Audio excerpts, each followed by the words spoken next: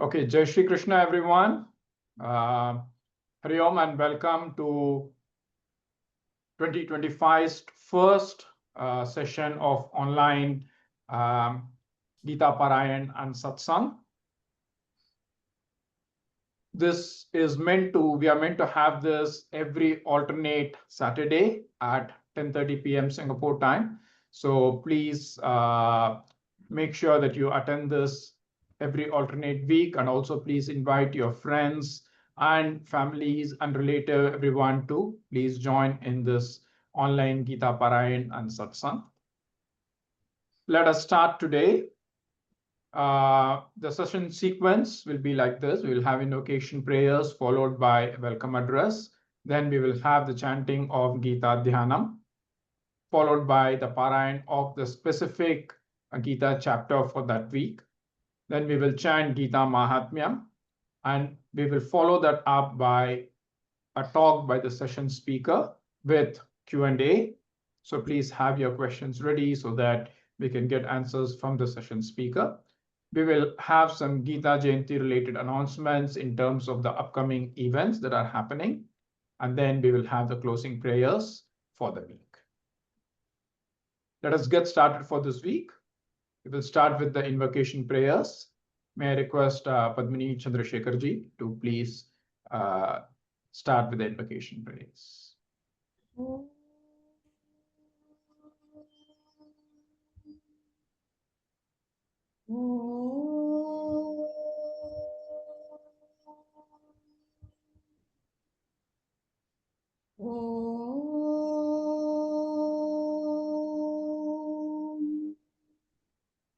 Om Sahana Bhavatu Sahanau Bhunattu Sahaviryam Karavavahai Tejasvinavadhitamastu Ma Vidvishavahai. Om Shanti Shanti Shanti. Shuklam Bharadharam Vishnum Shashivarnam Chaturbhujam Prasannavadanam Dhyayet Sarvavighnopashantaye Saraswati Namastubhyam Varade Kamarupini Vidyarambham Karishyami Siddhir Bhavatu Me Sada Gurur Brahma Gurur Vishnu Gururdevo Maheshwarah Guru Sakshat Param Brahma Tasmai Shri Gurave Namaha. Thank you, Padmini ji. May I now request Sri Sengutuvanji, who is the chairman of the Hindu Advisory Board, to deliver the welcome address.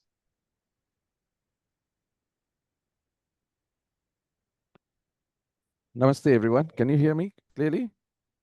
Yes, we can. Okay.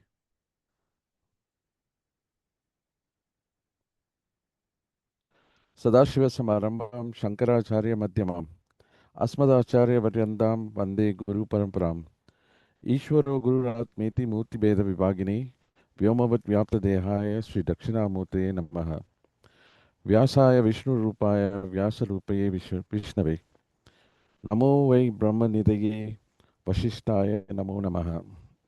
My humble obeisance to my Puja Sri Omkaranji. In this day of Vishwasa Samvatsara Uttarayana Kali Jyesta Mase Sukla Paksham Dasami Tithi Swati Nakshatra. Why am I saying this is timing is always perfect for these kind of occasions. It's a beautiful occasion on beautiful alignments of all these timings that we are commencing this particular yajna of Bhagavad Gita, of sloga readings and knowing the slogas as Parayanams. I'm happy to grace this occasion with this beginning speech. And Bhagavad Gita, as we all know, is not just a text or anything else, but it's a guidebook for us. It's a compass. It's a compass for our life. It's not a book that is supposed to be put on the shelf and kept on the shelf. let alone be carried with us all the time. It is supposed to be something that is a message for all of us. Where this Bhagavad Gita come from is from a greater kavya called Mahabharata. And Mahabharata itself consists of many other Gitas than Srimad Bhagavad Gita. I'll just list some of them like Anu Gita, it's got Parasara Gita, Pingala Gita, Brahmana Gita, then Bhagavad Gita, Bodhi Gita, then you got Mamki Gita,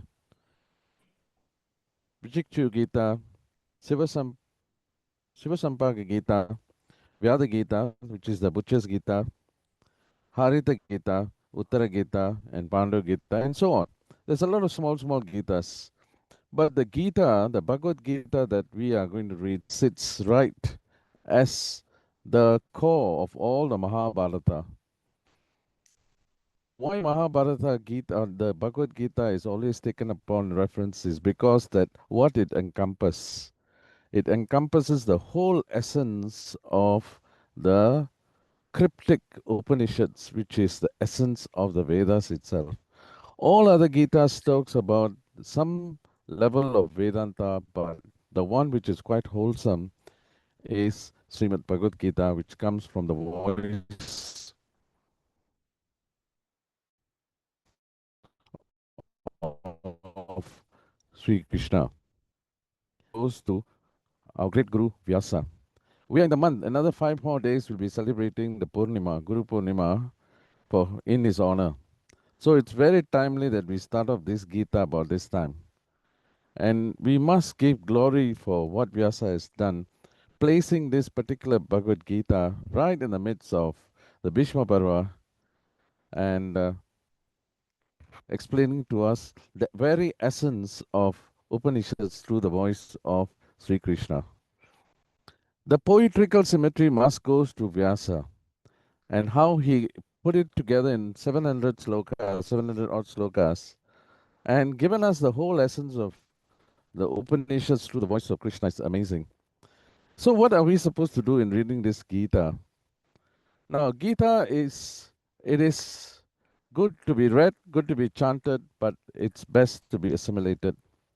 It has to be absorbed into our lifestyle and become part of us as part of our demeanor. For this, I could give an example of the food. If we like something, if we like a food very much, we appreciate the food by its look, by its sattvic quality, everything that we look at it, the smell, the taste, and everything. After that, once it goes to our mouth, up to the tongue level, we appreciate the taste. Beyond the tongue itself, everything that was there before is all gone. It's now disappeared. It is now being assimilated into the body, into the various parts. And the qualities of the food is spread into our body to shape us, including the way we think. And that's how it is. So the food becomes part of us. And likewise, a text like Bhagavad Gita is just like that. The essence that is given out there must be absorbed to us to become part of us so that we become a jnana nishta in that of that Gita with Krishna intended to Arjuna. Unless, I say again, unless we read the Gita from a standpoint of Arjuna's status, the Gita will never come and reach us. It will be remain as a book and forever we'll be reading and reading and reading. Like what they say, when the shoe fits, the shoe is not known. Therefore, when the Gita is in us all the time, the Gita is not known because we are part of that Jnana Nishta. So, as we read and understand the Gita, we do not want to continue getting. We listen to the Paranam from various aspects for various experience of people and how they see the Gita and appreciate and cherish the beauty of it. It's like Shankaracharya, despite the fact who is an advocate of Advaita, wrote poetries and a lot of glories of God as if it's like Dvaita. That's because he wrote it on the pretext that there's so much of beauty through the eyes of Advaita. So likewise, when the Gita is known, when the Gita is fully understood and put into practice, we appreciate the way the Gita is being seen by various people, various scholars, and various acharyas. And therefore, let us enjoy, entrench ourselves in this Gita and make it as part of our lives so that we can be exemplary for the future generations to come. With that note, I'd like to thank all of you and enjoy this pleasant course. Thank you very much.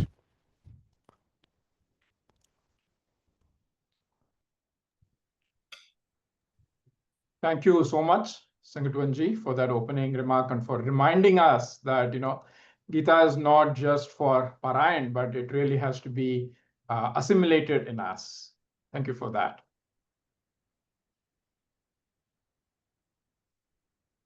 We will now start with Gita Dhyanam. ॐ श्री परमात्मने नमः। अथ श्रीमद्भगवद्गीता ध्यानम्।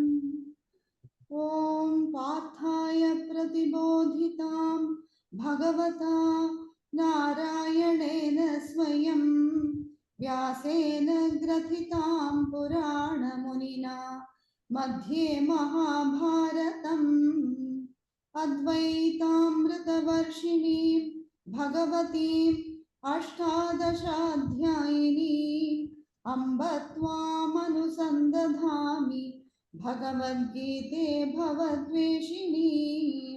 नमोऽस्तु ते व्यासविशालबुद्धे फुल्लारविन्दायतपत्रनेत्र येन त्वया भारततैलपूर्णः प्रज्वालितो ज्ञानमयः प्रदीपः प्रपन्नपारिजाताय स्तोत्रवेत्रैकपाणये ज्ञानमुद्राय कृष्णाय गीतामृतदुहे नमः। सर्वोपनिषदो गावः दोग्धा गोपालनन्दनः पार्थो वत्सः सुधीर्भोक्ता दुग्धं गीतामृतं महत्। वसुदेवसुतं देवं कंसचाणूरमर्दनं देवकी परमानन्दं कृष्णं वन्दे जगद्गुरुं। भीष्मद्रोणतटा जयद्रथजना गान्धारनीलोत्पला शल्यग्राहवती कृपेण वहनी कर्णेन वेलाकुला अश्वत्थामविकर्णघोरमकरा दुर्योधनावर्तिनी सोत्तीर्णा खलु पाण्डवैरणनदी कैवर्तकः केशवः पाराशर्यवचः सरोजममलं गीतार्थगन्धोत्कटं नानाख्यानककेसरं हरिकथा सम्बोधनाबोधितं लोके सज्जनषट्पदैरहरः पेपीयमानं मुदा भूयाद्भारतपङ्कजं कलिमल प्रध्वंसि न श्रेयसे। मूकं करोति वाचालं पङ्गुं लङ्घयते गिरिं यत्कृपातमहं वन्दे परमानन्दमाधवं। यं ब्रह्मा वरुणेन्द्ररुद्रमरुतः स्तुन्वन्ति दिव्यैस्तवैः वेदैः साङ्गपदक्रमोपनिषदैः गायन्ति यं सामगाः। ध्यानावस्थिततद्गतेन मनसा पश्यन्ति यं योगिनः यस्यान्तं न विदुःसुरासुरगणाः देवाय तस्मै नमः।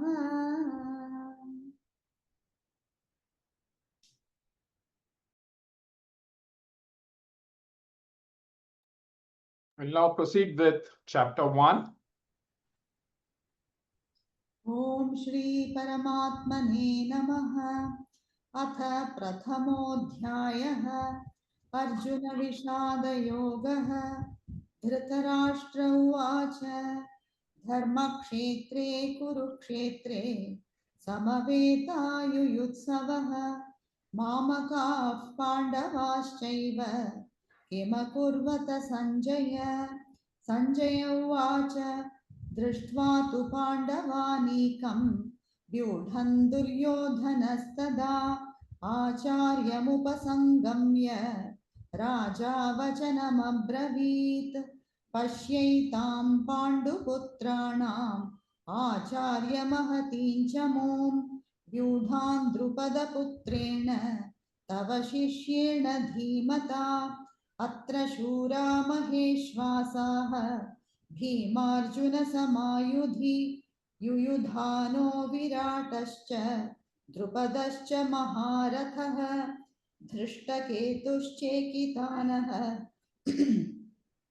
काशीराजश्च वीर्यवान् पुरुजित् कुन्तिभोजश्च शैब्यश्च नरपुङ्गवः युधामन्युश्च विक्रान्तः उत्तमौजाश्च वीर्यवान् सौभद्रो द्रौपदेयाश्च सर्व एव महारथाः अस्माकं तु विशिष्टाये तानि बोधद्विजोत्तम नायका मम सैन्यस्य संज्ञार्थं तान् ब्रवीमि ते भवान् भीष्मश्च कर्णश्च कृपश्च समितिञ्जयः अश्वत्थामा विकर्णश्च सौमदत्तिस्तथैव च अन्ये च बहवः शूराः मदर्थे त्यक्तजीविताः नानाशस्त्रप्रहरणाः सर्वे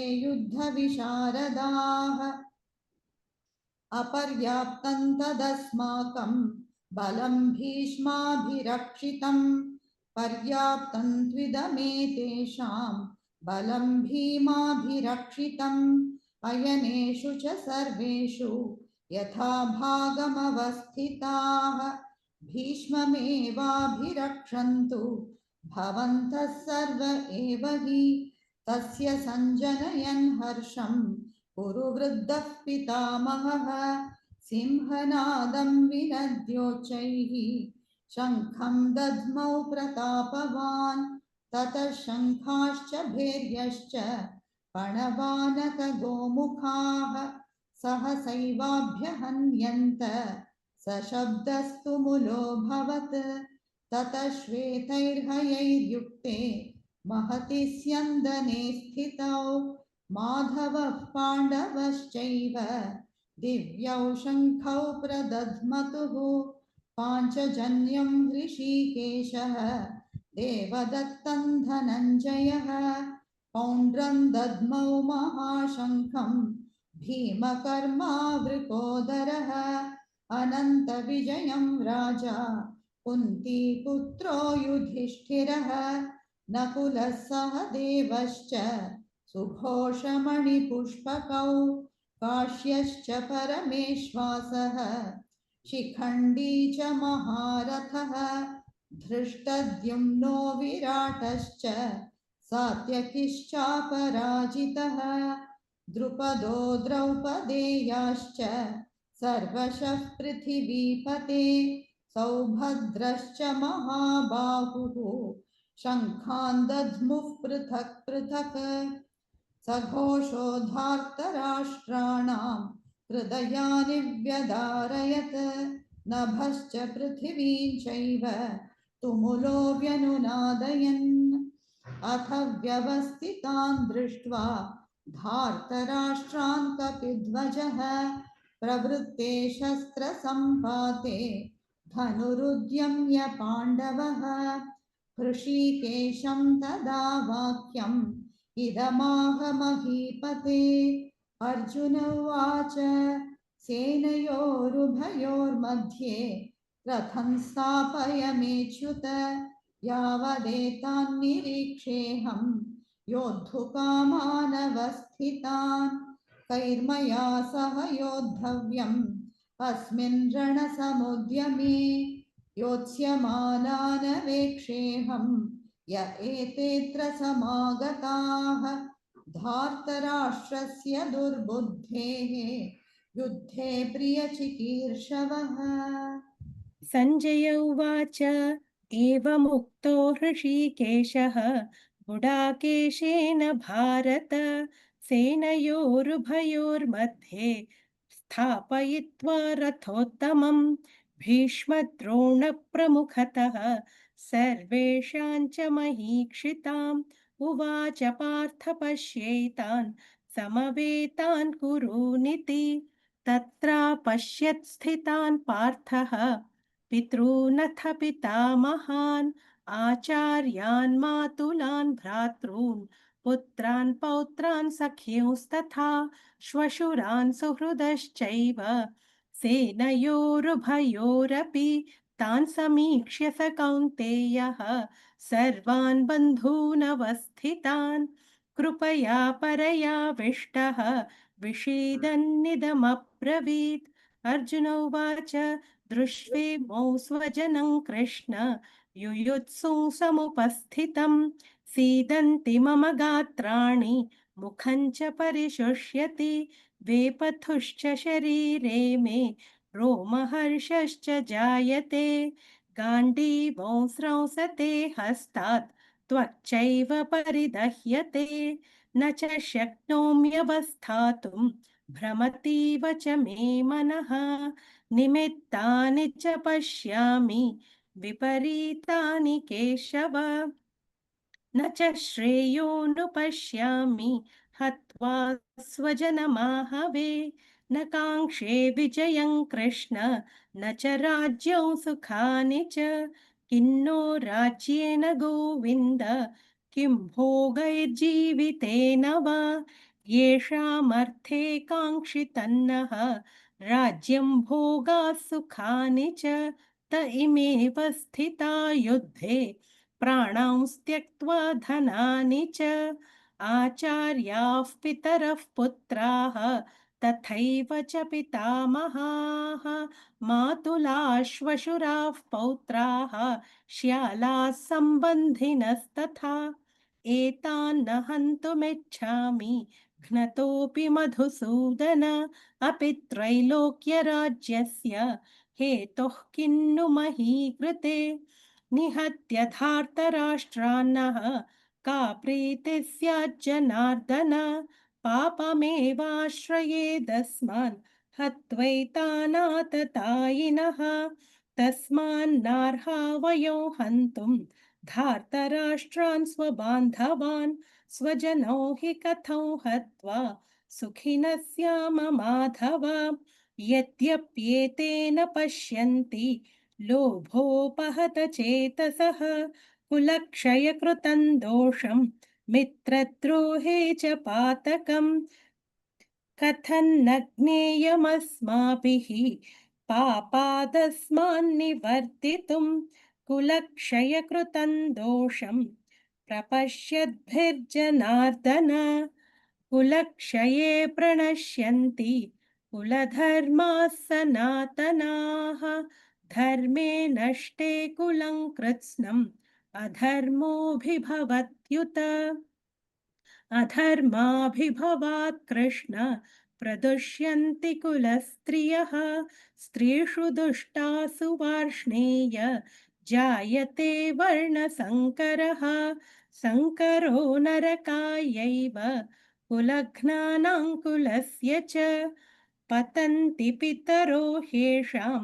लुप्तपिण्डोदकक्रियाः दोषैरेतैः कुलघ्नानां वर्णसङ्करकारकैः उत्साद्यन्ते जातिधर्माः कुलधर्माश्च शाश्वताः उत्सन्नकुलधर्माणां मनुष्याणां जनार्दन नरके नियतौ वासः भवतीत्यनुशुश्रुम अहो बत महत्पापं कर्तुं व्यवसिता वयं यद्राज्यसुखलोभेन हन्तुं स्वजनमुद्यताः यदि मामप्रतीकारम् अशस्त्रं शस्त्रपाणयः धार्तराष्ट्रारणे हन्युः तन्मे क्षेमतरं भवेत् सञ्जय उवाच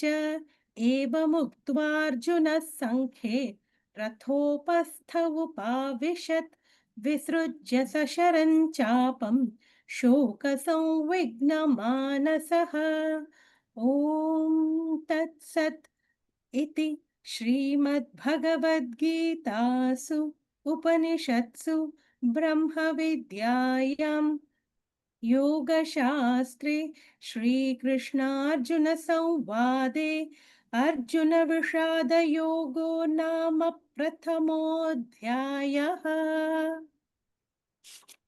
अथ गीतामाहात्म्यम्।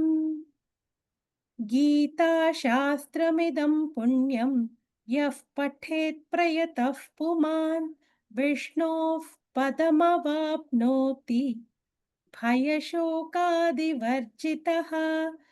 गीताध्ययनशीलस्य प्राणायामपरस्य च नैव सन्ति हि पापानि पूर्वजन्मकृतानि च। मलनिर्मोचनं पुंसां जलस्नानन्दिने दिने सकृद्गीताम्भसि स्नानं संसारमलनाशनम्।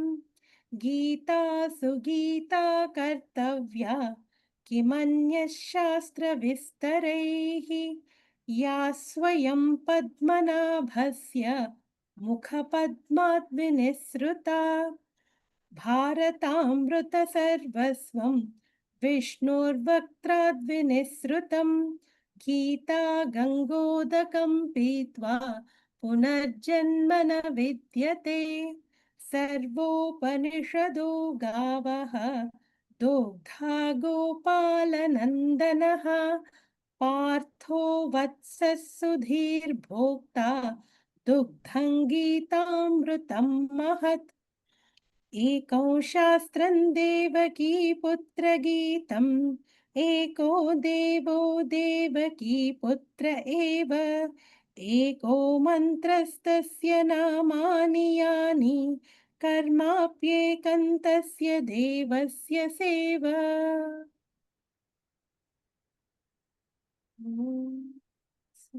Thank you, Padmini ji, and thank you, Nikhila ji, for leading us through the Parayan of chapter 1.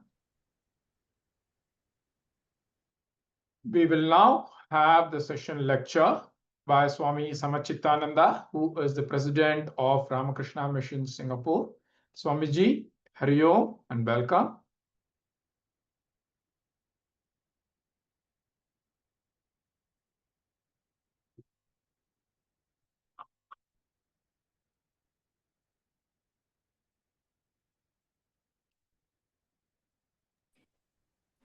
Hari Om, Anand, can you hear me?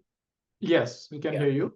Swamiji, just I'm checked with him. He says he's joining shortly. I think he joined now, Ramakrishna Mission. Yes, he has joined. Yes. Yeah. So,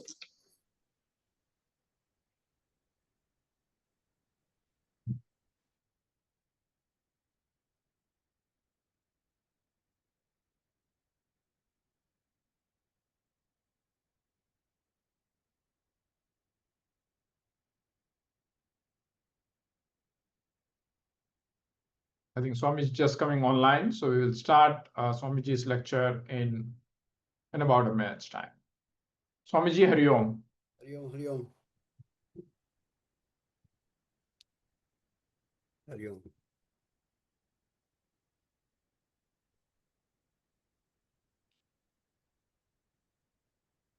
Thank you, Swamiji, for gracing us today. Thank you. Thank you for inviting me every year, as usual. Swamiji, we always invite you for the inauguration so that the sessions will we get your blessings for uninterrupted, non-destructive sessions completed. Thank you, Swamiji. Hari Om. Hari Om, Hari Om. And Swamiji, one request is that you can give us an overview of Gita plus chapter 1. Sure, sure. Thank you. So thank you, every one of you who are Gita enthusiasts. And it is very, very heartening. We have many centers in many countries and many states in India. We have more than 300 ashrams all over the world. But frankly speaking, not for any other reason, that the enthusiasm which we see here which I am seeing at least last 24, 25 years in Singapore. It is not only giving and hearing the lectures on Bhagavad Gita, not only the chanting of Bhagavad Gita, but keeping Gita as the basis. So many activities, so many varieties of connecting individuals with Bhagavad Gita. It is something like all of us eat, but according to our liking, according to our digestion, we take different food or the combination of different food. So you have Likhita Gita, you have chanting of Gita, you have Gita Parayan, you have lectures on Gita, you have Gita Homam, you have International Forum on Bhagavad Gita. So there are many ways where people can connect, and you see, all of us see that there is no reduction in the enthusiasm of people. So there is something really, really grace of Sri Krishna that he is attracting our minds to Bhagavad Gita. Bhagavad Gita is the soul, is the essence of Sri Krishna's teachings, though there are so many Gitas, not only Bhagavad Gita, we have so many Gitas, Mahabharata.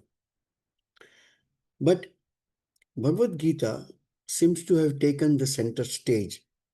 Technically, all of us know that Bhagavad Gita is Smriti Shastra. Bhagavad Gita is not Shruti.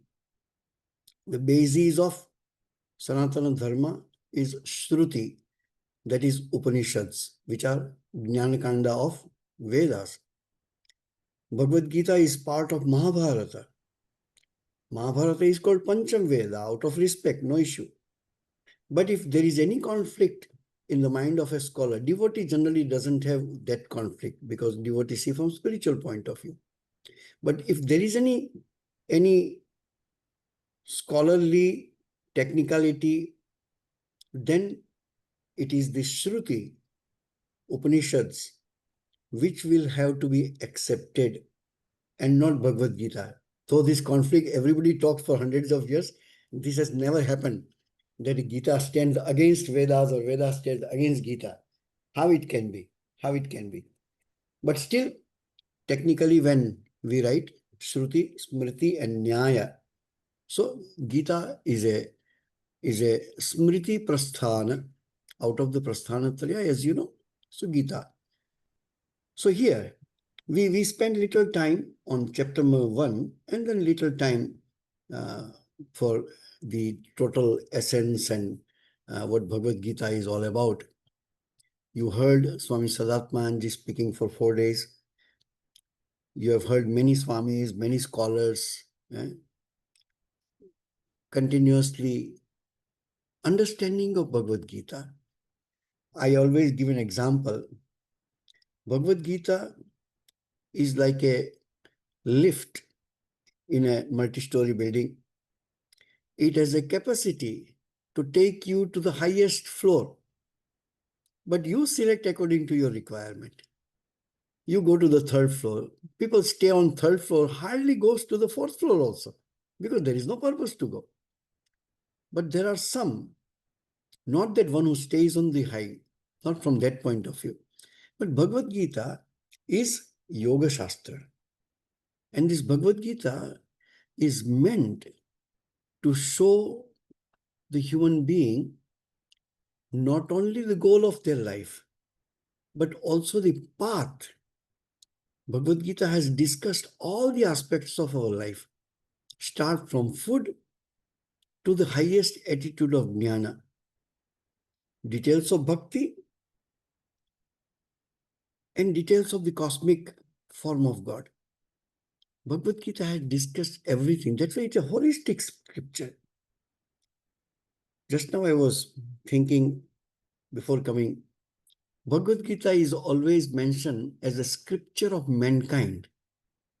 But now if you see, when you sit with people of different religions, Bhagavad Gita is a Hindu scripture. When Bhagavad Gita became a Hindu scripture, there was I don't need to say, I'm a man, I'm a man, I'm a man, when I'm alone. Correct? If I'm in a group, then we say, oh, here is I'm a man, here are women, here are children, this and that. But when you are alone, you don't boast about that I'm a woman, I'm a scholar, I'm this, I'm that, because that comparison itself is not there.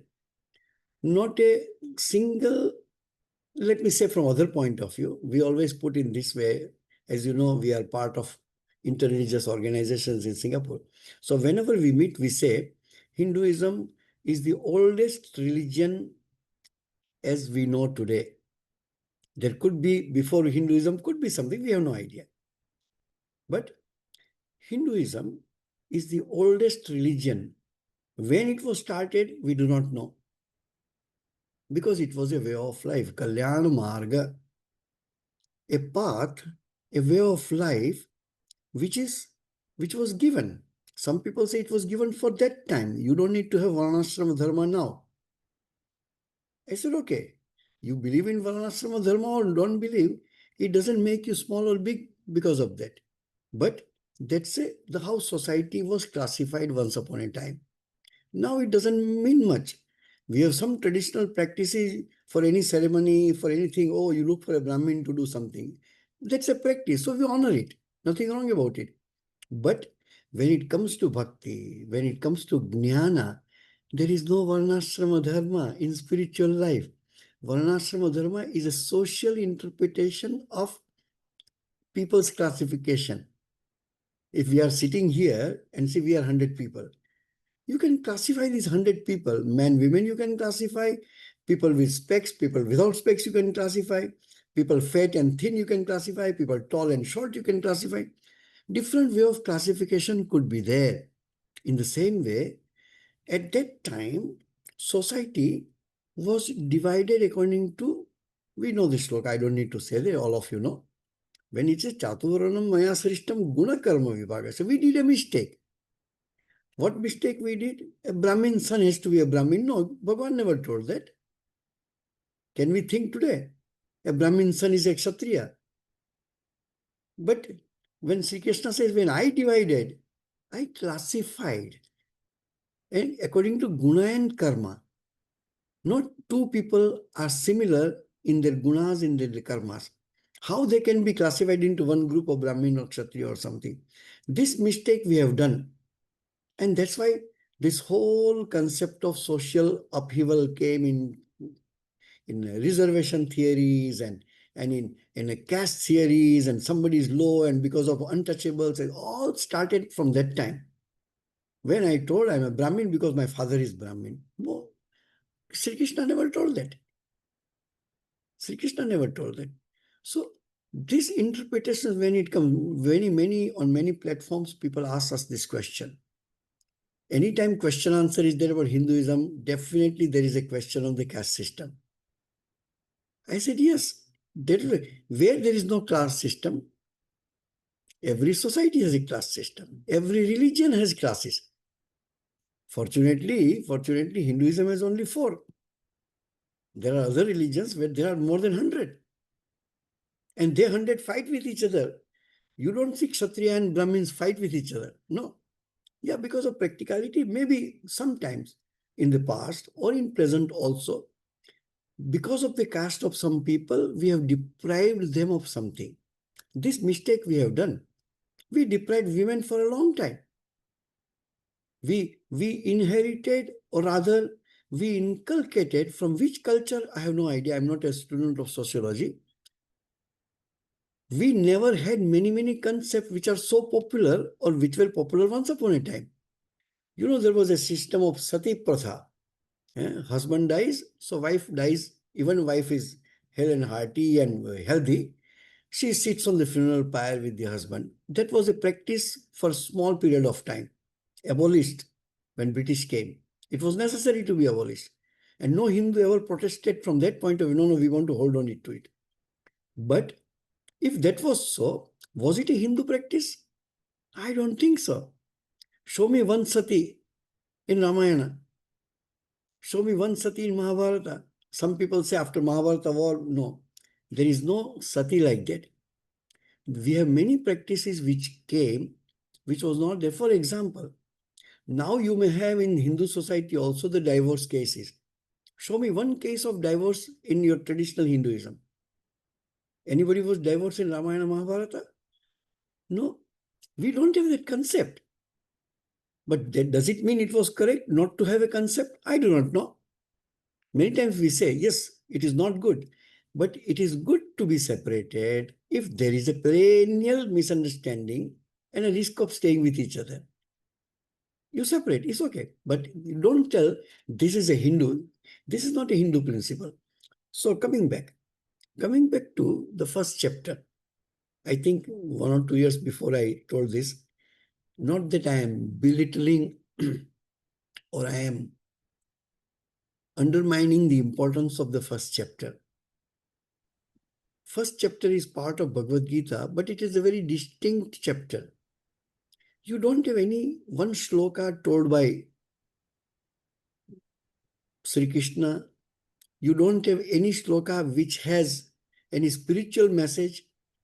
So much so, not that I want to substantiate my view by giving this example, but I just want to state that this is a fact. Adi Shankaracharya, while writing Bhashya, commentary on Bhagavad Gita, has not written a word on first chapter. Not even written a word about first 10 slokas of the second chapter. He started that, let me explain when philosophy comes. When the shloka came, Kutastva Kashmalavidam Vishame Samapastitam, okay, he wrote one line. But, so, I consider chapter 1 of Bhagavad Gita is preparing a backdrop of Bhagavad Gita. Bhagavad Gita was told in a battlefield. Do we discuss Bhagavad Gita on any battlefield when war is going on between two countries? No. Then why it was told like that? And do you think even Bhagavad Gita is chanted? Forget about explaining to Arjuna. Even Sri Krishna wants to chant his own part of Bhagavad Gita. It will take 3 to 4 hours. Do you think all stupid fools will be, thousands will be standing? Can't hear anything. What these two people are doing? So this is a backdrop. You don't need to take it so literally that two armies were standing and Krishna brought Arjuna in the center and Krishna started telling Bhagavad Gita. For 4 hours, these people, what they were doing? No. This is a battlefield of life. We are always battling with our own samskaras. Kauravas and Pandavas are within us. Dharma and adharma stays with us. We have always conflict between whether I should do, whether I should not do. Whether I should do this way or I should do that way. That's why Bhagavad Gita and scriptural reading is required, so that you can decide on what is good for you. All glitters necessarily no need to be gold. That which you seems to be a very, very healthy choice may not be so healthy. Very convenient may not be so convenient. So idea is, Bhagavad Gita, chapter 1 is a backdrop. What is the backdrop? In a palace, Dhritarashtra is sitting, correct? And he is asking Sanjaya, what is happening? And Sanjaya is explaining to him that what is happening. Okay? Now, you see the shlokas, Duryodhana is so proud of telling, you know, this all my soldiers are ready to die for me. You don't be proud of people, money, physical power, physical beauty. Don't be proud of that. It is, let it be. Don't be proud of that because this doesn't last. 18 Akshohini, even number is so difficult. It's a big lecture should be there on what is Akshohini Sena. But such a big army, practically, Pandava's army was much smaller than Kaurava's army. Brother-wise, only 5 of them this side. 1 Kaurava came to Pandava's side. But 99 of them are standing other side. And see the Mahabharata story. 5 Pandavas without Krishna. It is writing 100,000 without one. Panch Pandavas were very great. So great that many times we ask this question, why Yudhishthira's birthday is not celebrated in Hinduism? Do you think he was less great? Why Bhishma's birthday is not celebrated in Hinduism so popularly? These are all traditional, it comes, it goes. We have certain practices we have. We talk about Dashavatara, but we celebrate birthday of only Rama and Krishna predominantly. You may have a Nisringa Jayanti, you may have a Vaman Avatar Jayanti, but it is not celebrated like Krishna Janmashtami and Ramanavami. Because this came, rather, celebrating birthday itself is not Aryan tradition. This came after advent of Vaishnavism. It was not there. It was not there. We never celebrated. Otherwise, was there anybody greater than Bhishma?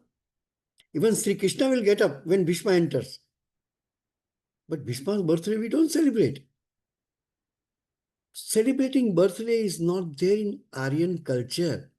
Celebrating birthday, if you want to celebrate, nothing wrong. We don't say it is wrong because we are living in this century. But I always said to the people, not to the small children, but to the adults who can understand, why you celebrate birthday? Today is my birthday. I completed one more year closer to my death. You want to celebrate? Then the greatest celebration should be the death. That, okay, I completed my quota. But we don't do that. At that time we cry. Then slow death. Every year we come closer to death. Why you celebrate? This is not a practice. We celebrate the birthdays of the people who make difference in this world. Rama and Krishna may differ. Without Krishna, without Rama, I don't know where the present Hinduism can stand. You celebrate the great people whom you consider great because they made difference in your life, no issue. So first chapter shows about how these two armies were prepared to die. One for dharma, one out of ego. One line I want to say, Pancha Pandavas, without the help of Krishna, were not able to take over Kauravas. Bhima, whatever great he was, he can fight endlessly with Duryodhana in Gada Yuddha. He can't defeat him. He can't defeat him. Arjuna was really great. So was Karna. And every time there was a problem, every time there was crisis, Krishna played a game. Everywhere. Bhishma died, behind is Krishna. Drona died, behind was Krishna. Karna died, behind was Krishna. Duryodhana died, behind was Krishna. It is Krishna who is the soul of Mahabharata, is soul of Bhagavad Gita, and is soul of our life. Not Krishna as a person, Krishna as a principle. Because if you read the commentary of Bhagavad Gita by Adi Shankaracharya, I always say, and I always postpone it because we don't get that platform. Even if you do not know Sanskrit that well, those who know, please take up Adi Shankaracharya's Gita Bhashya and read the introduction, which we call Sambandha Bhashya. It is very small. If I read, I think in 10 minutes I can read the whole thing. But beautiful, beautiful. It says in so many ways the essence of Bhagavad Gita. Adi Shankaracharya says about Bhagavad Gita in his Sambandha Bhashya. What is Bhagavad Gita?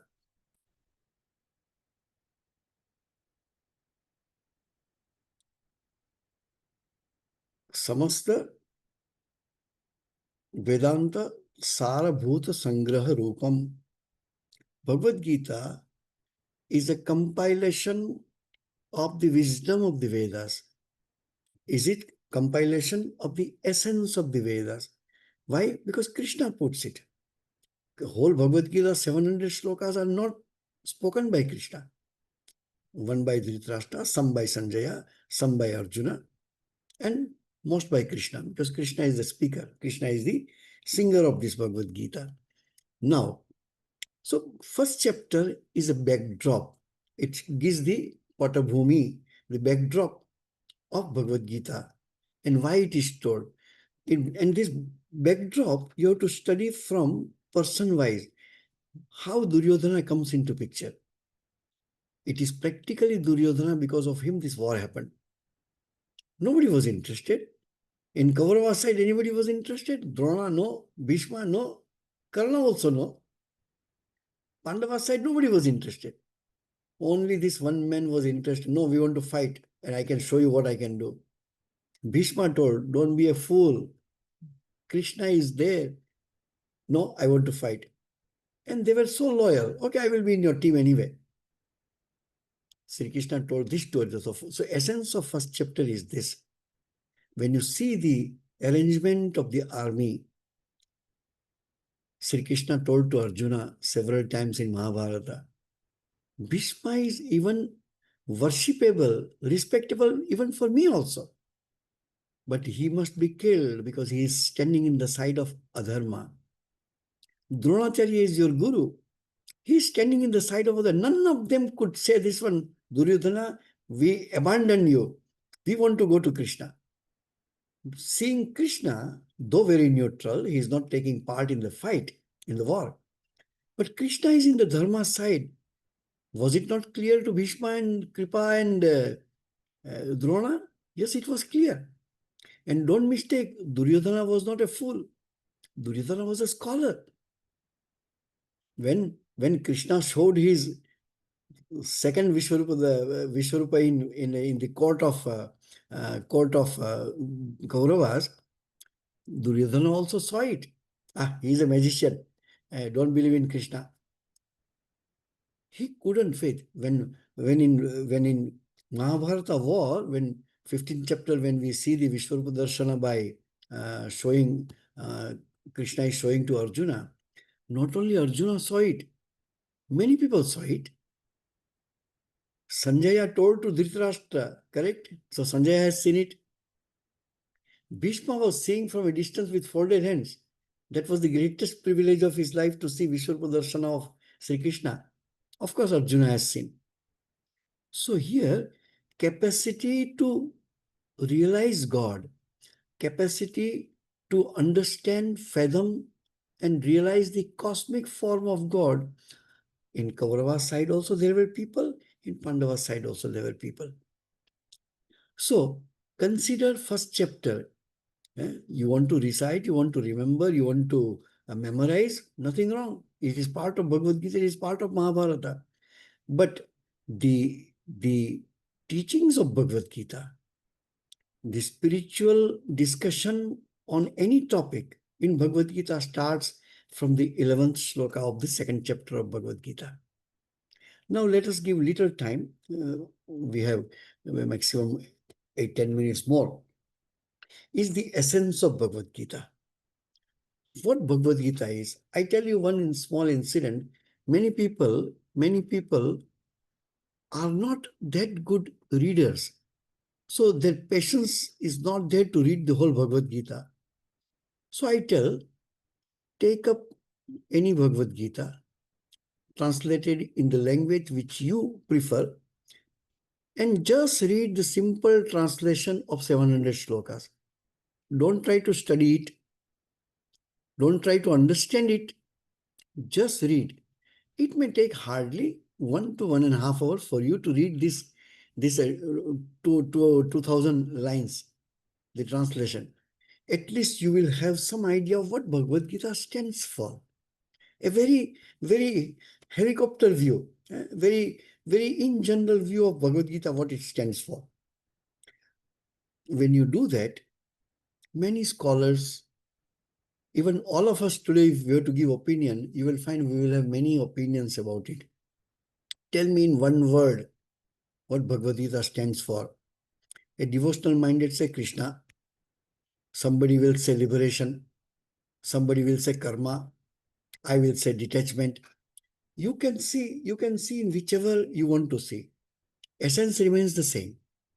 Essence remains the same. So Bhagavad Gita, let us see from one standpoint, which I consider this as, we are in this world. I understand from this point of view. Krishna told, I will be there in Mahabharata war. I will not participate. Name parthasti kartavyam trishu lokeshu kinchana. I don't have any karma to perform. Nana vaptam avaptavyam. There is nothing which I should achieve, which I have not achieved. You do karma to achieve something which you don't have. Krishna is a Purna Purushottama. He doesn't need anything. He is already perfect. But people may miss this point that in the next sloka itself, Krishna says to Arjuna, you also think like that. Here is the clue. Here is the clue of Bhagavad Gita. Krishna says, I don't have any kartavya duty in this world. Actually, you and me also don't have any duty. Out of ignorance, out of desire, we consider that we have some duties. We don't have any duty. And Krishna says that. Understanding this, many people in the past have walked on the path of mukti. Understanding what? Name parthasti kartavyam trishu lokeshu kinchana. Understanding this, people have realized the Supreme. You also do this. And that happens when we are detached. You can't, you and me, forget about you. You say, no, we have a family, we have this, we have that. Even I am a monk. The setup in the present age is we are serving. You serve as a husband, you serve as a wife, you serve as a daughter, you serve as an employee, employer, whatever. I am serving the society as a monk. Can I run away today just because I want to run away? No. But is it a bondage? No. If I am told to go, like this, I will go. You may say, no, no, I cannot go. You also will go. When the final call will come, I call it a grand exit from this world. Will you say, no, no, no, no. Oh God of death, wait. My husband has gone for a job. Let me send a WhatsApp message to him that I'm going. No time. All of us are ready like this to leave this world. So every moment of our life, we need to be detached. In my humble, small understanding, practical interpretation of Bhagavad Gita can be summarized in one word, and that is called detachment. Detachment. So we need to be detached where we are. Okay, thank you. So this detachment in every possible way. Detachment is something, I'm always very happy to share this thought that what is opposite to attachment? I have discussed this earlier also, so you know the answer.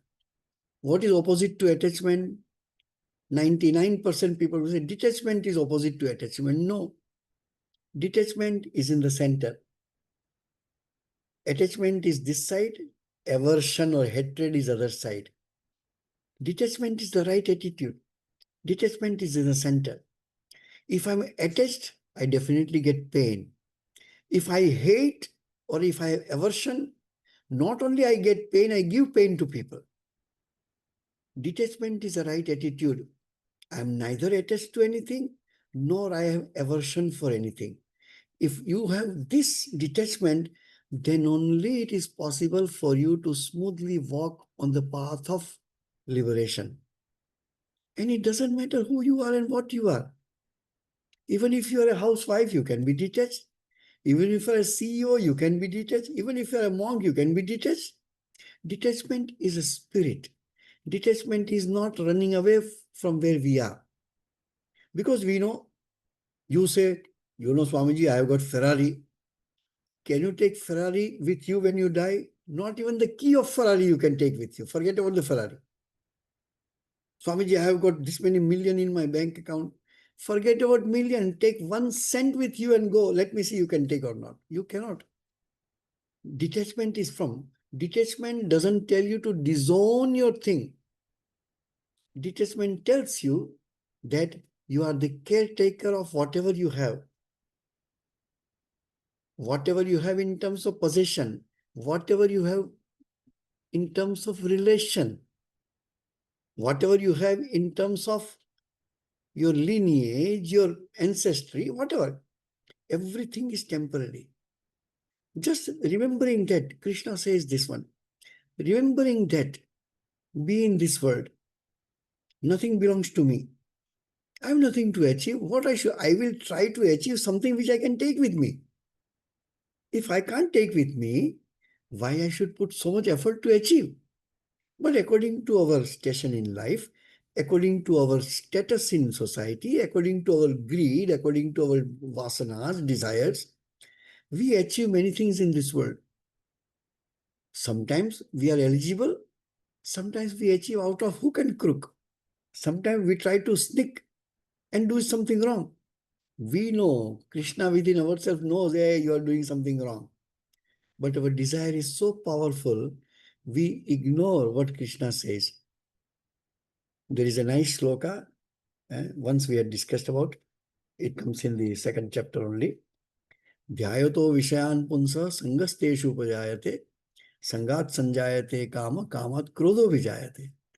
Krodhat bhavati sammoha, sammohat smriti vibhrama. Smriti vibhrangshat buddhinasho, buddhinashat pranasyati. That is two slokas. But the smriti vibhrama, loss of memory is a simple word translation. Shankaracharya, while writing Bhashya on that, he says, Guru and Shastra Vakya you forget. You don't forget who you are. When Smriti Bhrangsha happens, I remember I am so and so. But I am so proud, so intoxicated, inebriated in what I am, that I forgot what my Guru has told. I forget what my scripture says. That's Smriti Vibhrama. That memory of teachings of Guru and teaching of scriptures goes away. And my ego, my vasana, my desires become so powerful that I forget the scriptures, I forget the vows which I have taken for. I have chanted Bhagavad Gita for so many times, I have written Bhagavad Gita for many times, I gave lectures on Bhagavad Gita, but I forget everything because of that one stupid desire. Sorry to use the word. One stupid desire. I forget who am I forget where am I forget my station in life. I forget I have a son who is looking at me as an ideal. I forget that the wife is always secure that my husband is such a nice man. Wife forgets that somebody who is appreciating me, the whole society. I forget everything to fulfill that one small desire. And I'm ready to put everything at stake. That will not come unless detachment is there. So Sri Krishna teaches us, in my humble opinion, every step of life as a sadhaka, as a member of the society, as a law-abiding social member, whichever way you want to see yourself, detachment is must. Detachment is a compulsory subject. Whomsoever you are. For example, you are working in a company. The company has millions of dollars. That doesn't belong to you. Sri Ramakrishna used to say, live in this world like a maid servant in a rich man's house. I always say, who understands better than Singaporeans? 120,000 household has a maid servant. I think maximum in the world. So look at that maid servant. She considers you as mother. She considers your husband as a father. She considers your children as like her own children or her own siblings. Morning to night works as if she is attached, as if. But her heart is always somewhere from where she comes. And then say, sorry, mommy, I have to go. Why? No, my son is not well. What even till today you are telling this is your son? No, that is for all practical purposes, okay? But in my heart of heart, that is my house. Remembering this, Sri Ramakrishna says, abode of God is my house. We have come like a maid servant in this world. You are servant of this company, you are servant of this society, you are servant of this family. Do it, no issue. With all devotion, we do what we need to do. But our heart says no. At the end of the day, I leave this world and I go back to my Lord. I go back to my abode. And that is my abode. So, detachment is required to perform perfectly what you That's why you see, I sometimes feel that not everybody is a student of Bhagavad Gita in the country level or the world level. But many times I feel that the whole human race, there are many exceptions, those who are doing negative things. But in general, the whole human race is working towards this. I give just two examples to you, very simple. All of you, in one way or other, because of Gita Jayanti program or at your home, you order food, catering food. After COVID, it has started more predominantly. They send one A4 size paper in a plastic wrapper. Food cooked at 10 a.m. Please consume by 1 p.m. We receive in our bosom when we order food, the slip will come. Please consume by 1 p.m. And government has selected that food can remain fresh for 3 hours. Within that 3 hours, you have to eat it. What is 3 hours? 3 hours is 1 yama. Ashtayama is 24 hours. 3 hours is 1 yama. What is fresh food according to Krishna? Yatayamam is stale food. 1 yama, 3 hours pass. Do you think government made this rule after reading Bhagavad Gita? No. Because Bhagavad Gita is scientific. Any food you cook, up to 3 hours is okay. After that, it starts spoiled. Not that it immediately becomes not usable, but it remains with good nutrition and all that. So that is one side. Another example I want to give. Take up any movie of any country, of any language, and show me that the negative character won at the end of the movie. Always it is the positive character wins. Who told? Who made a rule? Because everybody's heart says, no, eventually positive will rule. Up to the end, last 10 minutes of the movie, the hero is getting beating from everybody. But last moment he will win. Why? Because whoever is the person in the whole world, that negative character is always destroyed or subdued. The positive things, positive values will win. These are all universal ethos which are working in human mind. No two people or committees sat together and decided this. No. Because this is what we are. In many ways in this world you will find that many spiritual values, not because it is told in the Bhagavad Gita, because every human heart basically is a spiritual heart. Who doesn't know in this world that I will die one day? People don't want to think about death. That's a different thing. Each and every human being knows that my days in this world is calculated, but I will die one day. Our stay is very temporary in this world. So whatever we stay, we need to stay with detachment. Why? Because it will be taken away. I give this example and say that will you take citizenship of that country where these rules are there? Any day we can kick you out. Any day when we kick you out, not a single cent you can take with you, not a piece of cloth you can take with you, not your name and fame you can take with you. No, this world is the temporary asylum for us. When whatever belongs to this world remains in this world, you can't take it. Look at in your personal life. We are talking about detachment. Look at in your personal life. We have 3 states. A little Vedanta at the end. We have 3 states: Jagrata, Swapna, and Sushupti. Maybe in your dream state, little fraction of waking state, some memories you take with you. When you come to waking state, nothing of dream state comes in the waking state. When you go to deep sleep, nothing of Jagrata and Swapna goes there. It is so temporary. It is so transient. Whatever we see today, I am sitting, I am speaking, I am this, I am that. is only for the waking state. Only, not even 24 hours. Only 15 to 16 hours a day, I remember that I am Swami Samachittananda. When I go to sleep, I don't remember. Deep sleep, there is no concept of Swami. There is no concept of householder, no concept of man, woman, poor, rich. No concept is there. Even in our own life, whatever we are identified with, everything is temporary, even within 24 hours. So Krishna says, be detached, be detached. In our waking state, we will be detached. Then how to be detached? We have to be attached somewhere. So it's a get attached to the Lord. And where is the Lord? Not on some cloud nine somewhere above the clouds. No. The Lord sits in my heart. As what?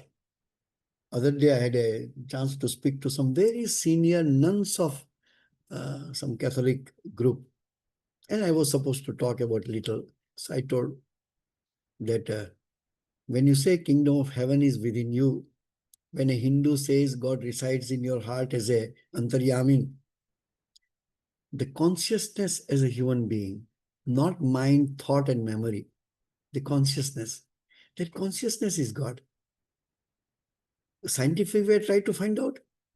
Only problem with science is it wants to study consciousness as an object of study.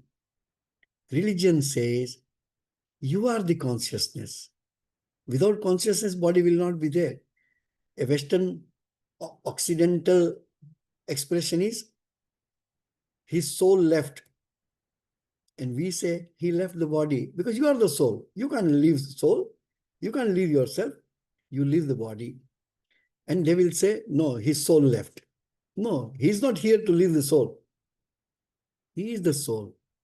So understanding all these small, small details to be detached in our life, doing work perfectly as if we are attached like a maid servant, with so much care, concern, love.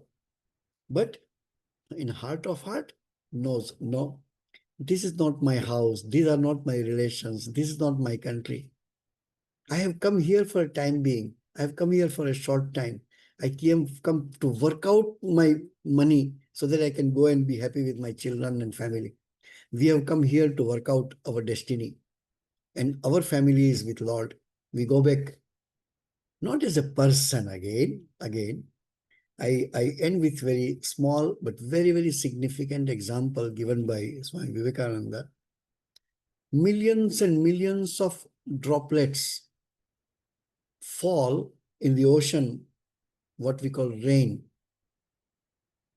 The ocean is made of water. Each and every raindrop is made of water. Till the raindrop touches the surface of the ocean, it has a distinct individual existence. But once it touches the ocean, it loses its individuality, but it regains its real identity. And that is the ocean, infinite ocean. A droplet is not infinite, but the water which droplet is made of, the ocean is made of the same water. So from the divinity point of view, there is no difference between you and Krishna. Difference is in degree, not in kind. You are a droplet, he is the ocean.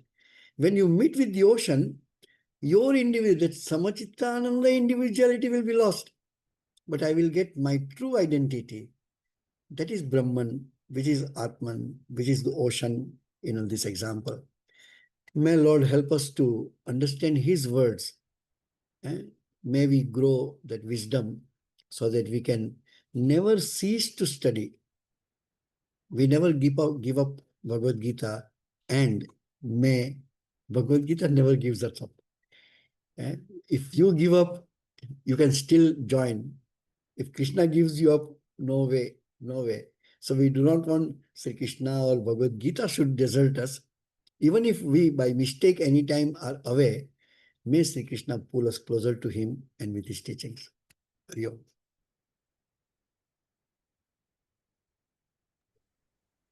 Hari Om Swamiji. Thank you so much.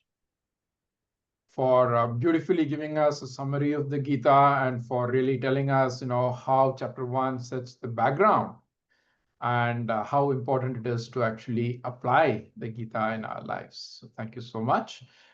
We are open for question and answers now. If you have a question, please do unmute. Please keep your questions brief and worded as a question and not as a statement. We will take a few questions now. Anyone who has a question? Yes, Hari Om, Sri. Hari Om Swamiji. Hari Om. You talked about detachment. So I have two questions in that regard. One is that how do we develop that sense of detachment? It is, of course, we know it's easier said than done. So for a commoner like us, what else you can say from what you have suggested in the lecture? And what's the difference between detachment and being indifferent? In my humble understanding, detachment is a mature state of mind where you have up to certain degree have realized the transitoriness of things with which you are attached. You cannot be detached while giving this value to the object of your attachment that also is eternal. No. When transitoriness is felt, then only detachment comes. Detachment will not come if you are sure that this will never be separate than me. So you keep detachment. Detachment is a mature state of indifference is for a different, in most of the cases, for a lower purpose of life, you become indifference. People don't become indifference for a higher purpose. In general, I'm telling you, there is no hard and fast rule for that. When for a higher purpose, when higher purpose you become indifferent, I'm ready to call that indifference also as detachment. For example, you are sitting today morning and Gita Parayana, Gita lecture, etc. You are here for, say, 3 to 4 hours. There could be many things which is still pulling in your mind. Oh, I have to do this. Okay, I will do in the afternoon. Oh, I have to do this. I will do it in the evening. Or you, in the beginning, you say, oh, next 4 hours, don't disturb me. I'm busy in this, or I want to be busy in this. Indifference is when you want to avoid something for a lower purpose generally. And this is the detachment. And in the heart of heart, you are saying, this 4 hours, I am with everything about Gita. And I will see that nothing with which I have attachment in general comes and haunts me or disturbs me during this period of time. That detachment. So I think detachment is a more matured for a higher purpose. Indifference is you are not giving up on the thing. You are still attached to it. But for time being, for another purpose, generally lower purpose in my understanding, you become indifferent to the thing. As soon as Gita is over, you go and jump on that again. Because you were temporarily detached. But detachment is a state of mind. And I understand, I'm giving a verbal form of what I'm thinking, that detachment is once you reach a certain level, usually you don't come down. Detachment is an achievement point of view. Your understanding, your mature understanding of detachment, yes, because of Maya, we again may fall into attachment. That could happen. That could happen. But a mature decision when a person takes, it doesn't, again, I'm telling, detachment is not cutting the relationship with the things around you. But it's a spirit of detachment, considering whatever importance I give, it has a time. It is not eternal. Everything, not only relation, everything which we have in this world is all transitory, including our body. Just look at your photo when you were a college goer, boy or a girl, And now you see yourself, you understand how much change has come in you. So everything is transitory, including your body, including your state of mind. We were more immature 20, 30 years before. We are probably little closer to the aim, to the goal. So I think this is in general difference in detachment and indifference. Thank you, Swami.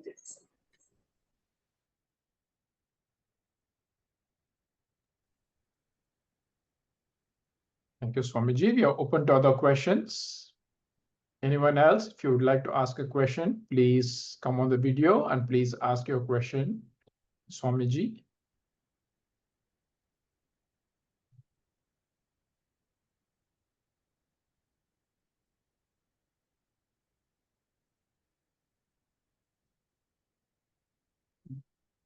I think oh, acha. There is a question on the chat, Swamiji. Yeah. Okay, how to surrender? Eh? That is the question. See, when surrender comes,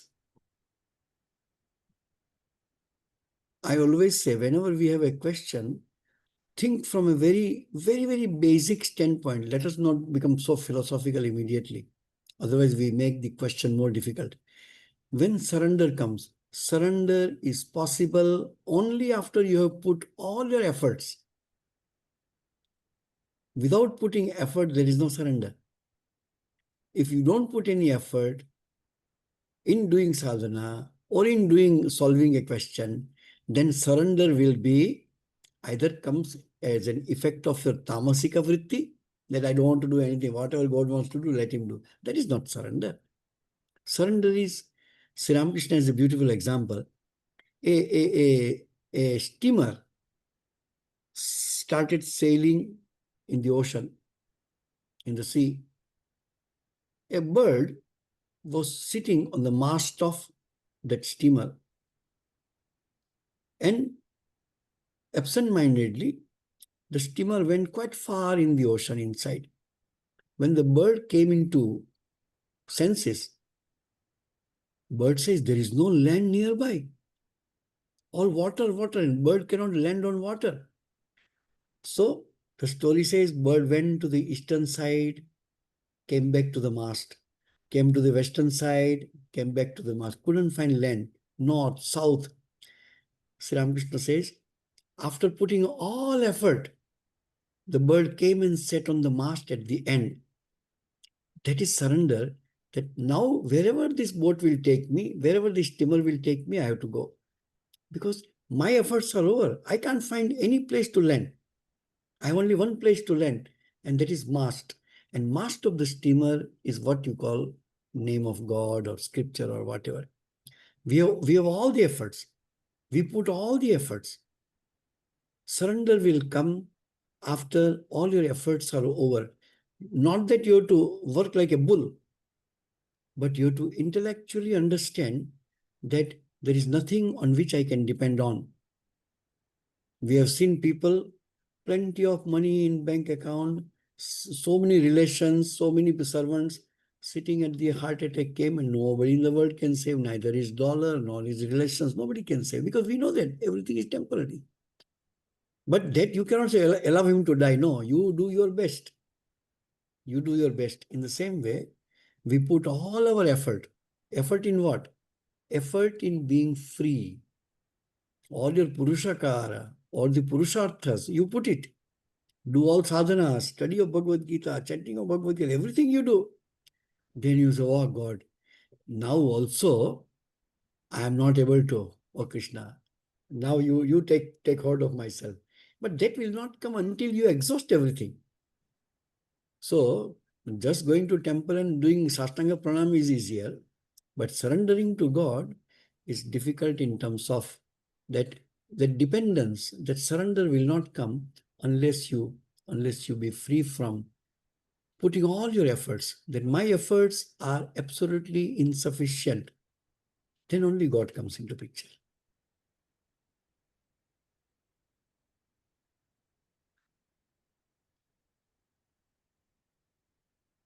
Okay, thank you, Swamiji, for that beautiful clarification on what it means to surrender. We still have some more time. And while Swamiji is here, let's make use of his past wisdom and practicality so that we can get some clarifications for questions that we might have. Other questions, you can unmute and you can ask a question, or you can also put it on the chat. Thank you. Parayan, Swamiji. Are Sorry, you? I have one more question. Reading through. When you say surrender, in chapter 18, Bhagavan says, Sarva Dharman Parityajya. Mm. So what does he mean there? Because some people say it's only give up all your dharmas and then surrender as a bhakti bhavana and I'll take care of you. You don't do anything else. Whereas others say that you have to practice dharma first, then only you can give up, and then you surrender to me. So what is your elaboration on that, Swamiji? Thank you. I think first and foremost, when Krishna says Sarva Dharman Parityajya, this dharma has, I mean, everybody understands. Still, let me clarify. Here, dharma has nothing to do with religion. People, very fanatic people say, oh, see, Krishna says, discard all the religion and follow Sanatana Dharma. No. It is not dharma is a religion here. Dharma, what is your dharma? What is your dharma? What is binding you in form of your duty? You can't shrink from your duty. And you say, if I do this, then I remain this. When you want to surrender, everything which you are proud of, everything which you are attached to, the transitoriness of all this have to be realized before you can even renounce this dharma. Dharma is such a word, you know, the famous definition of dharma. Dharma is that yaya sarvam dharayate. That which keeps you hold, that keeps you together. For example, to flow downward is the dharma of water. If you want to do against, you have to put a lot of energy to send water up. Otherwise, water from Himalaya will come down to Ganga Sagar.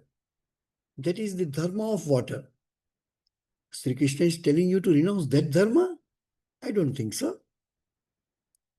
I don't think so. If you out of ego says, my dharma is to earn money, correct? Why? Because I have to look after my family. I want to give an example because it is very difficult for me to pinpointedly say something which may have many chances of different interpretations. Like Shankaracharya's commentary on Bhagavad Gita, there is another very famous commentary, not in the level of Ramanuja, Shankaracharya and Madhvacharya, not that level, much later. That is called Tika of Sridhara. Sridhar Swami's Tika on Bhagavad Gita. If Shankaracharya's Bhashya is difficult for you to read because of lack of Nyaya Shastra and lack of Sanskrit language, I request you, those who have studied Bhagavad Gita in any book form, please read original Sridhar Tika with Sanskrit Bhashya. I'm telling you, the knowledge which you have, in general, I'm telling, many of you may be a good scholar of Sanskrit, but a general knowledge which you have, which makes you interested in chanting Bhagavad Gita, is enough for you to read Sridhar Tika. Now, what people do not know about Sridhara, Sridhara was a very good scholar, very good devotee of God, has read Adi Shankara's Bhashya and was so much influenced by Advaita Vedanta, but he didn't give up his Bhakti Marga. It is something like Madhusudan Saraswati, where Jnana and Bhakti comes together. But there is an incident in the life of Sridhara. This shows something which probably what you are talking about. Sridhara's wife passed away after giving birth to their daughter. Sridhara, staying in some village, coastal village of Gujarat, sitting in his small hut, keeping the daughter in his own lap, and sitting and taking the name of God. Here is the picture. But there is a Tivra Vairagya in the mind of Sridhara, and then thought, just because I got married, just because I have a daughter, I am not able to renounce. Because my dharma is to look after this child. I can't abandon. In no way scripture, no way God says me to do that you abandon your child. This is my dharma. Sridhara was keeping the daughter in his lap, was repeating the name of God and telling, oh God, show me some light. Otherwise, I am stuck up for next how many years till the girl gets married and goes. Still, I have to worry about her. Exactly at that time, it is a small hut. From the rafter of the small wooden beam, the lizards will make a place to stay. A egg of lizard falls in front of Sridhara. A small egg, matured egg of a lizard. And the egg broke. And a very tiny small lizard came out. Born right in front of Sridhara. Immediately that small lizard do this, and cleared her body out of all this, what you call jarayu, whatever is there around the body. A human child cannot do it, nurse has to do it. But all the animals, either their mother do or they themselves do. Human being is the most helpless human being when the birth comes. Anyway, then a few seconds have passed. The lizard has, the small lizard has cleaned itself and it has just started breathing the air of this world. And Sridhara observed a very tiny, like a small insect came and sat in front of that small lizard. And the lizard ate that worm up. Sridhara said, my goodness, this is insignificant lizard. Why I am using the word insignificant? In the Ganga Stotra, Shankaracharya writes, Sarata Kshina. It is a very small lizard. Insignificant lizard. Its child. Just born in front of me, God has arranged food for him. It is my ego which says that there is nobody to look after this girl child. If God can look after me, can't God look after this child? It is my ego which says that I have to look after. This is not indifference. This detachment dawned in the mind of Sridhara, and immediately he took this daughter out of his lap, put on the floor, prayed to God and walked away. This is not shrinking from the duty. 99% people in this world will not accept this act of Sridhara. It is only for the sake of God, for the sake of dharma, sake of truth, that you are supposed to renounce your parents and your dependents. Nothing else. When we leave our home, some people say, Swamiji, you are totally ungrateful to your parents. They gave you education, they give you everything, and one day, fine morning, you renounce. I said, yes. If I would have renounced for anything other than God, any worldly thing, of course, you can blame me for that. But if it is for the sake of a higher purpose, either for the God or for the nation or for the world, that's why one who goes to the army, nobody says that your child is ungrateful. No, child is taking a higher responsibility. Not only one couple whom he calls parents, but millions and millions of couples who becomes their parents. And for defend them, he goes to the army. So if the purpose is higher, then renunciation is okay. Dharma, whatever we do is our dharma. If there is a higher purpose, closer to God, then you are allowed to renounce this dharma. Not before that. Not before that. So when Krishna says, come to me, Oh, going to God is the highest. Nothing higher than can be happen. That's why you renounce all your dharmas, your duties. But you can't forcefully renounce. Sri Ramakrishna gives example. I have given once earlier. For example, I had a wound here. Wound. So slowly you will find the skin dries up. And you will find the skin becomes shrink and irritation will come. So people want to irritate, always want to scratch. Sri Ramakrishna says, if you scratch and remove the clotted blood, the wound becomes again green, again blood will come out. But when it gets mature, the dry skin or the dry blood which is clotted will fall by itself. In the same way, you keep this ideal of sarvadharman parityajya. You be ready to renounce it, but don't force yourself to renounce. A state of mind comes when very naturally renunciation will come. Renunciation is not active. Even in Yoga Vasishtha Ramayana, I was referring this to other day also to someone. In Yoga Vasishtha Ramayana, Vasishtha says to Rama that the teaching of renunciation is given to the secondary grade of sadhakas, not the highest grade of sadhakas. Rama, tell me what you want to renounce.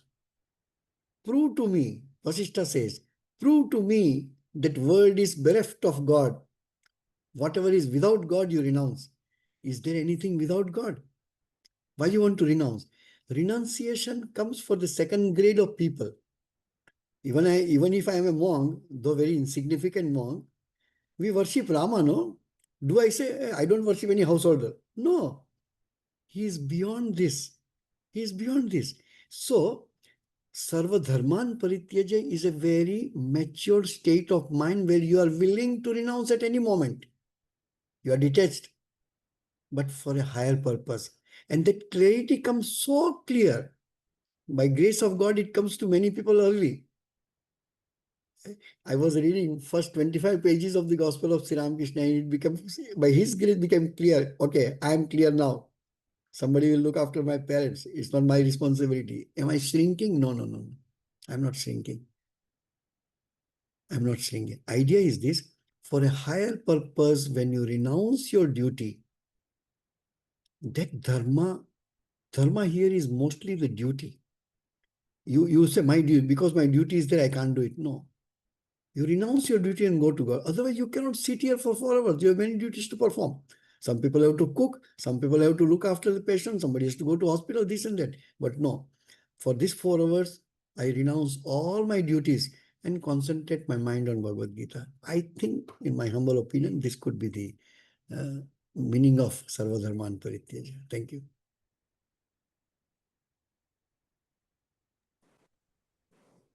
Thank you so much. Thank you. I think that's one reason I think today Vanaprastha stage has disappeared.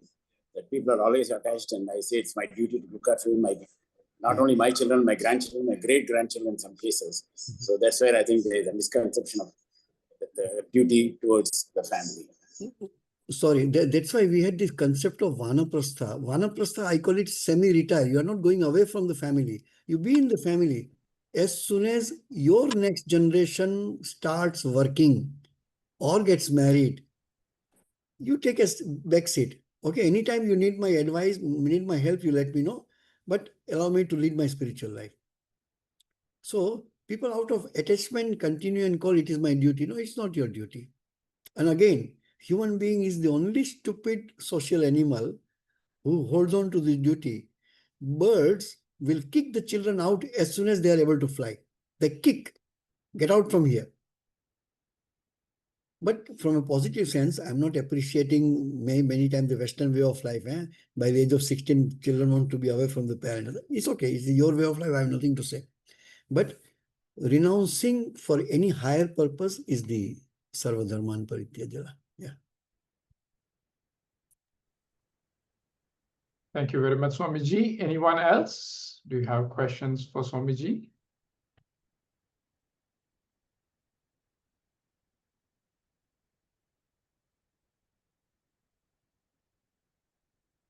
If there is no question, I will like all of you to switch on the video. I just take a screenshot.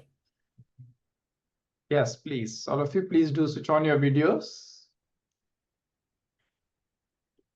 Till now, I was looking at the screen. Now let me look at you people. Now you can change the setup, or I can change it. Yes, I will. Yes, I will put Should I everyone make it? so that everyone can be seen. Yes, should be visible now. Let others also come. There are a few more people. If you can come on the video, it's great.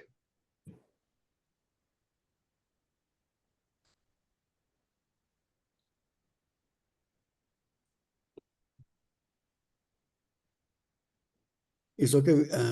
Yeah, we don't force. Maybe Yes, yes, I think we got. Yes. people are comfortable at home, so it's okay. Okay, we understand. Thank you. I just take a screenshot. Yes. One second. One second.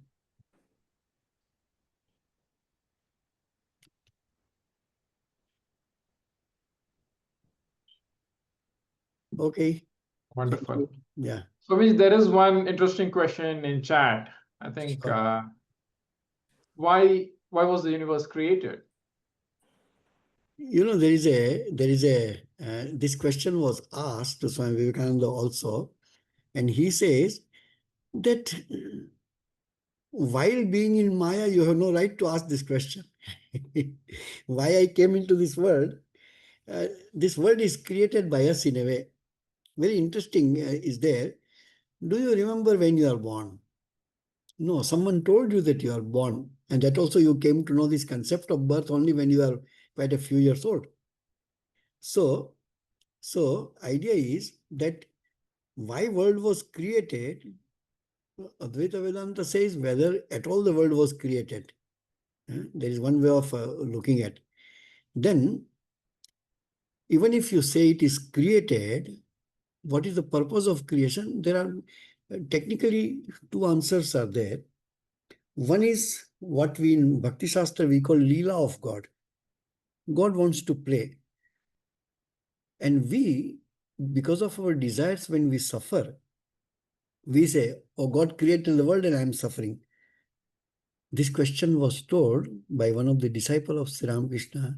Why God created this world and we are suffering here? Sri Ramakrishna asked the question to him. But you don't exist.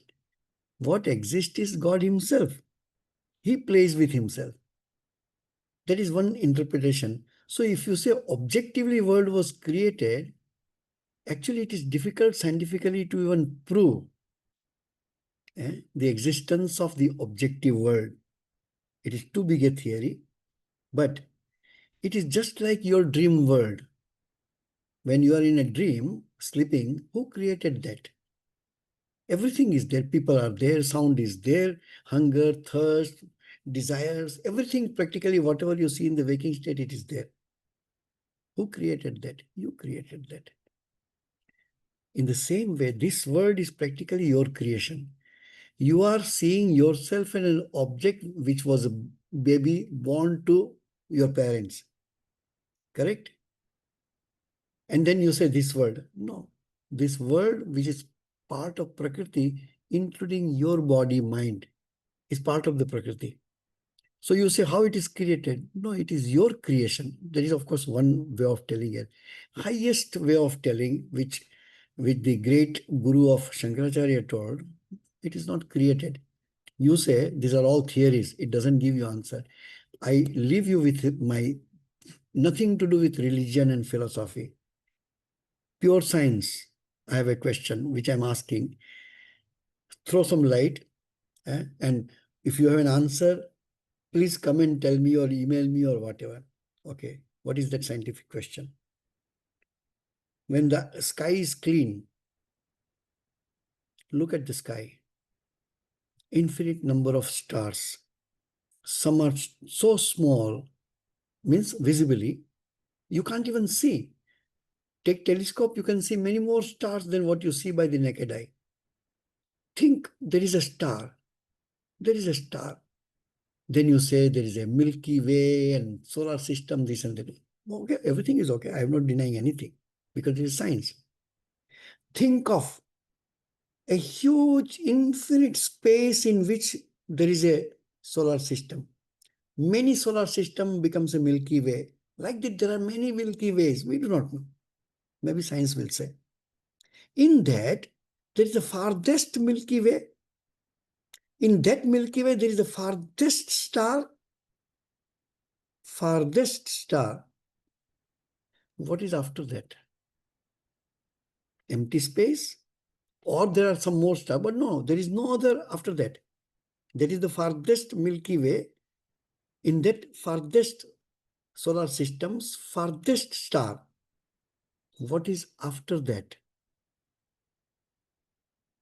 Space.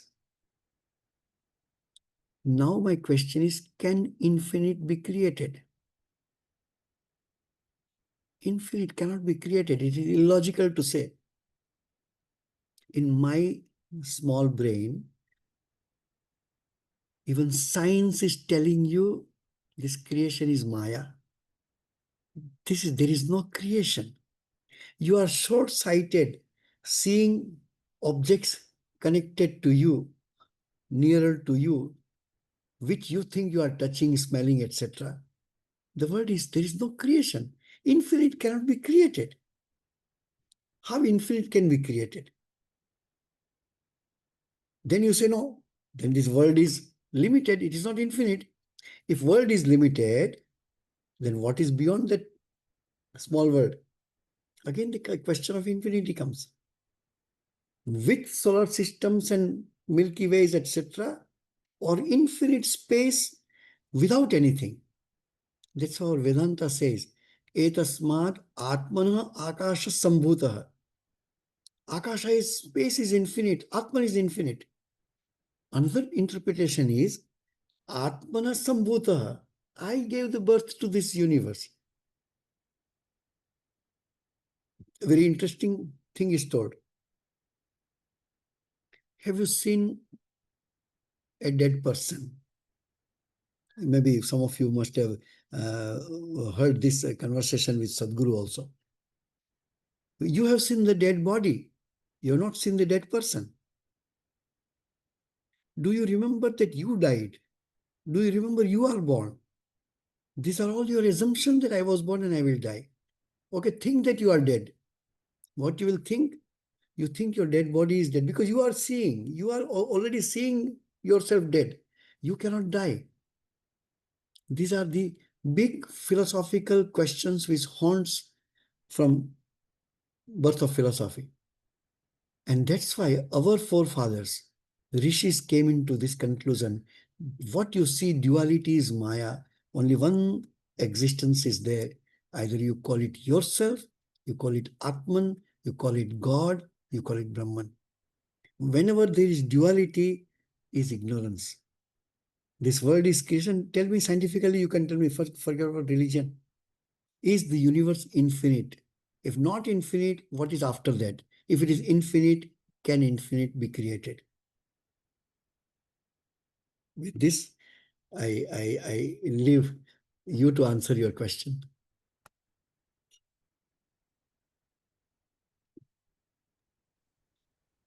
Thank you very much, Swamiji. Thanks.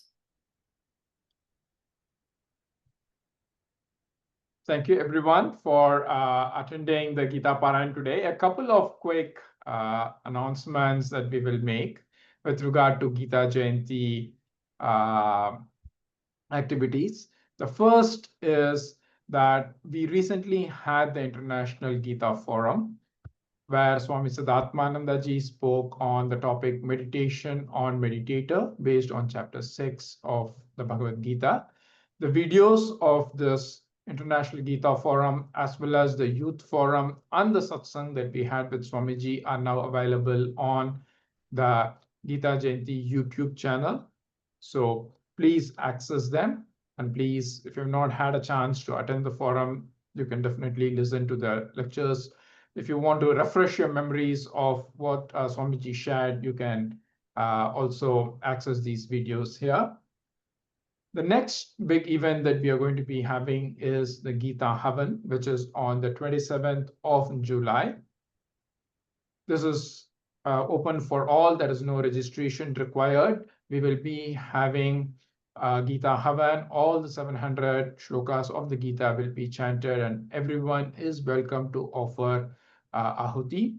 So please do attend this event. Please encourage your friends and family also to attend this event.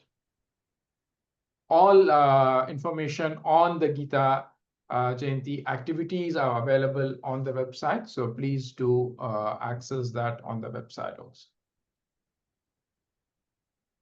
We'll now have the closing prayers. Nikhilaji.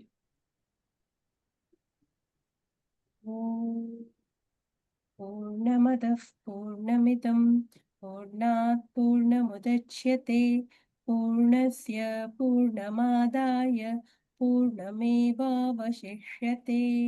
ॐ शान्ति शान्ति शान्तिः हरिः ॐ श्रीगुरुभ्यो नमः हरिः ॐ श्रीकृष्णार्पणमस्तु. Swamiji, once again, thank you very much for gracing us and for giving your blessings for this year's edition of the online Gita Parayan and Satsang. Thank you. Thank you everyone for joining in. We are hoping to have even more numbers for the next Gita Parayan and Satsang, which will be on the 19th of July at 10:30 a.m. So we will see you then. Hari Om, Jai Shri Krishna. Jai Shri Krishna. Hari Om.